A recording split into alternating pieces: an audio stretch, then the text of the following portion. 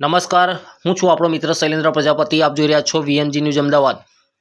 Waghodia JIDC સ્થિત Shankar packaging કંપનીમાં કામ કરતા કર્મચારીઓના બાળકો માટે વેશભૂષા સુંદર સ્પર્ધાનું આયોજન કરવામાં આવ્યું.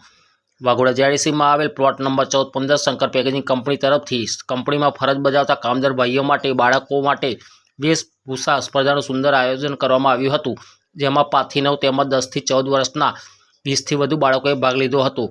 જેમાં બાળકોએ રાધા કૃષ્ણ, રામ સીતા, આર્મીમેન, પોલીસમેન, આદિવાસી, ભારત માતા જેવા વેશભૂષા ધારણ કરી ભારે આકર્ષણ જમાવ્યું હતું.